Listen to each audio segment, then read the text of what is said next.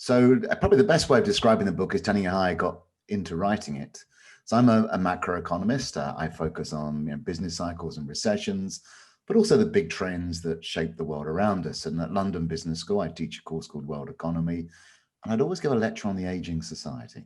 And the aging society is, there's a fall in the birth rate, more people living for longer, society's getting older. And it's remorselessly negative.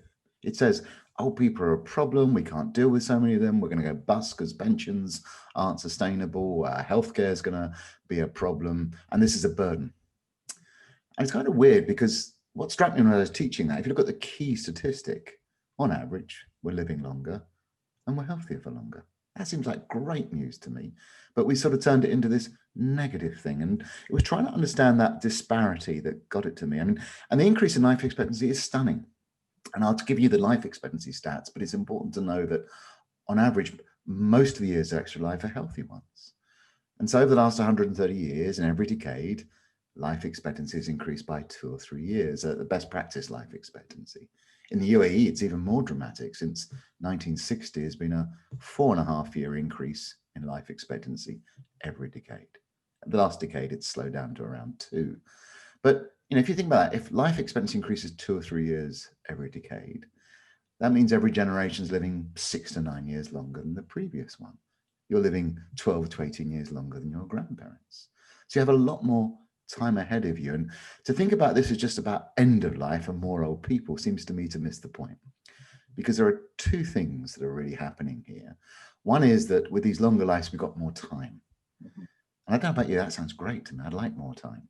And we tend to think of this time as always coming at the end of life. But actually, if you look at sort of the health data, what's really happened is we've extended middle age, or later middle age has been added.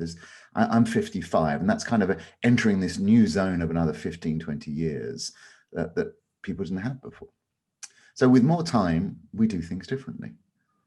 The metaphor I give, if every 10 years life expectancy is going up by 3, that's like at the end of every day having another 8 hours.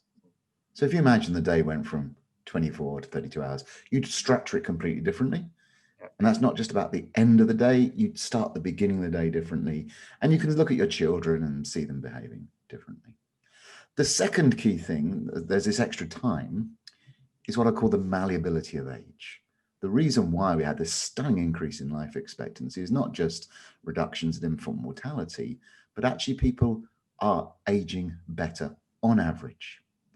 And that's an extraordinary idea. We know that what we eat, how we behave, the environment we live in, all can affect how we age. So that malleability of age and that longer lifespan is a tremendous opportunity that we have to seize. And so the 100-year life sort of tries to explain that and get you to say, well, it's not just there's more old people, but how our aging is changing and how do you seize those advantages? And if you go back to that metaphor of the 24-hour day becoming 32 hours, we're going to restructure time. Actually, I think where we're really confused as a society is we think about chronological age as a measure of age. So 65 is old. But of course, if we're aging better, 70 is the new 65, etc. But also, if we've got more time, we need to restructure it differently. And in the 20th century, when people started living regularly to 70 years of age, we created a 3-stage life of education, work, and retirement.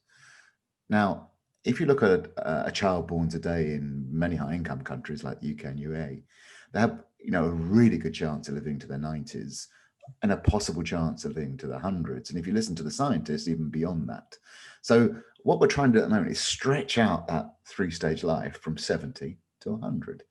But you do some simple back-of-the-envelope calculations about savings for pensions. If you want to retire with a 50% pension, you're going to be working from 20 to 80 if you're living to 100. It's a 60-year career. And that's crazy. You can't think about anything you learn at 20 lasting for 60 years. So we're going to have a multi-stage career where you're going to perhaps, one will be based around money, one will be a better work-life balance, one may be something entrepreneurial, one may be something more putting something into the community. But there can be a lot more transitions and change because over a longer life, you have to invest in your future self more and your future self will see more changes. But we are very much based around a 3-stage life. And, one of the challenges we've all got, whatever our age, is we tend to look at our parents or our grandparents as sort of a social norm. But everyone at every age has got the expectation of more time ahead of them. We need to behave differently.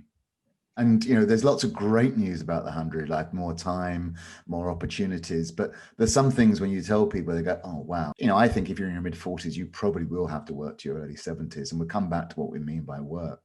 But that does mean you've got more work ahead of you than you've done already, which is a really sobering thought. How do I, do I want to carry on doing the same thing? Will I be able to? Will technology take my job away? And how do I invest in that? And then, there's another kicker here where we're going to talk a lot about finance, which of course is important. But, one of the things about living a long life, the evidence points to, is that a sense of purpose, a sense of engagement. And, that's kind of work. It doesn't have to be just paid work. Having something that gets you up in the morning, that keeps you engaged, seems really important for living a healthy, longer life. So discovering what that is, I think, is going to be key to supporting these good, longer lives. One of the things that got me into this was the aging society narrative. Just says, oh, wow, there's this burden we can't afford. And, that's about a change in the structure of the population. I'm about focusing on this longevity channel, which is a change in how we age. So that's a positive. And the more we can support that, the better.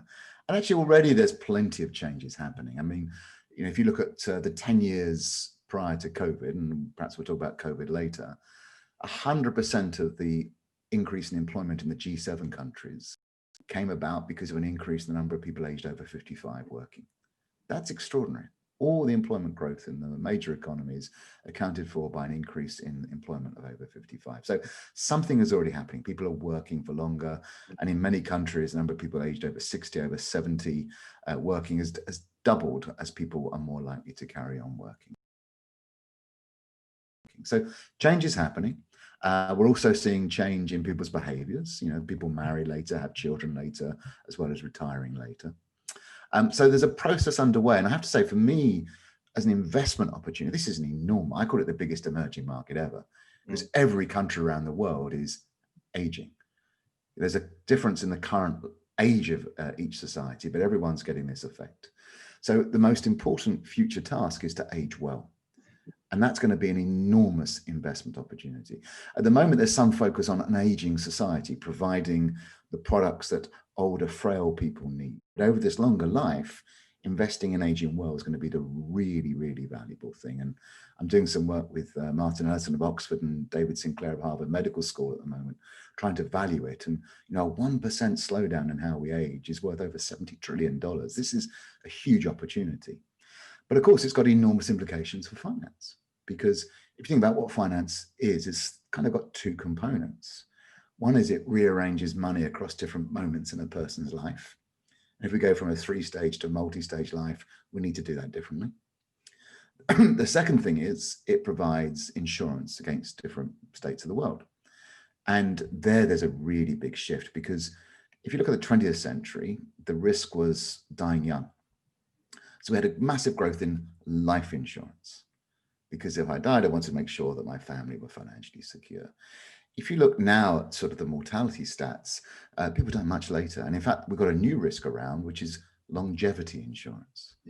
So I need to have insurance about outliving my assets, outliving my skills, because I may be working for longer, outliving my health, and outliving my relationships and purpose. And that is an enormous industry that's going to develop in meeting this really important new need, more older people and the need to age well. That's going to have pretty profound implications. Our pension industry, as currently constructed, cannot survive, because we're not saving enough, I think, across the world to cope with a retirement at 60 and living to 70 at the moment, given the numbers of people. But we're going to be living longer and longer, given our current trends. So the pension industry in its current form can't survive. We know defined benefit schemes already are too risky to deal with.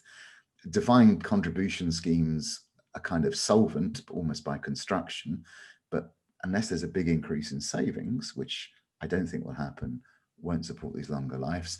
So then you're talking about a very different type of industry, because the pension sector was developed to support a 3-stage life. It actually emerged with a 3-stage life. Let's take money from stage 2 and shift it to stage 3.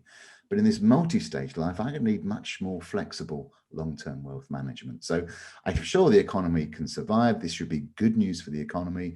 It should be good news for investors, but it will require a shift, not just in individual behavior, not just in government regulations, but also in the type of products that firms are offering. So a many layer question. So, can we rely upon pensions for our retirement? I've got a slight issue with pensions because I think clearly there will be a need for providing very long-term financing for late in life, but that's got later. Working careers expand. So there'll still be a pension, but if I've got this multi-stage life where I may need to take career breaks or retrain or just break up the solidity of a working life, I will need access to money at other points in time as well. So I've got a more complicated need to save. And then the other thing that's already happened is actually the concept of retirement is already disappearing. The idea that everyone comes to a hard stop at the same age, if you look around the world, is already disappearing.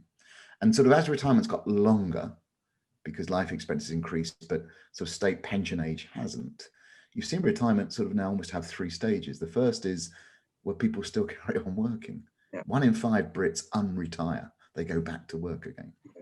Then you've got a sort of stage where you're fit and healthy and you kind of might want to travel. So for instance, Airbnb, I think their fastest growing demographic is plus 70. And then there's a more traditional end of life. So, the very concept of retirement is also coming under threat.